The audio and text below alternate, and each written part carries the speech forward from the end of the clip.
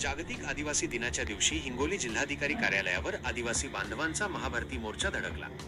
गेल्या 24 दिवसांपासून आदिवासी समाजातील विद्यार्थी-विद्यार्थिनी विविध मागण्यांसाठी जिल्हाधिकारी कार्यालयासमोर साखळी उपोषण करत आहेत। परंतु अद्याप न्याय न मिळाल्याने आज आदिवासी बांधव आक्रमक भूमिकेत उतरले। आदिवासी वेशभूषा परिधान करून ढोल ताशांच्या गजरात जिल्हाधिकारी कार्यालयावर मोर्चा नेण्यात आला। या मोर्चात हिंगोलीसह इतर 8 जिल्ह्यांतील आदिवासी बांधव, महिला व विद्यार्थी मोठ्या संख्येने सहभागी झाले होते। उपोषणाला 24 दिवस उलटूनही मागण्या पूर्ण झाल्या नसल्याने उपोषणकर्त्यांची प्रकृती खालावली आहे। जोपर्यंत आमच्या मागण्या मान्य होत नाहीत तोपर्यंत आम्ही शांत बसणार नाही, असा इशारा आदिवासी बांधवांनी दिला आहे। त्या मागणीकडे लक्ष देत नाही। आमची जी हक्काची मागणी, जे हक्काचं आमचं रिझर्वेशन आहे ते आम्हाला जर मिळत नसेल तर मग आम्हाला हे जागतिक आदिवासी दिन साजरा करायचा नाही।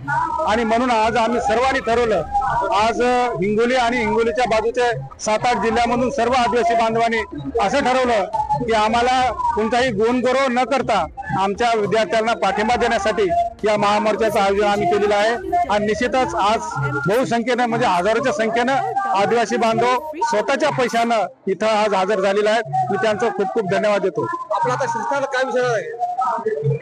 शासनाला आमचा हाच इशारा आहे की 25 दिवस होऊन जर तुम्ही आदिवासीचे प्रश्न सोडवत नसाल तर येणाऱ्या काळामध्ये याच्यापेक्षाही तीव्र आंदोलन आम्ही करणार आहोत।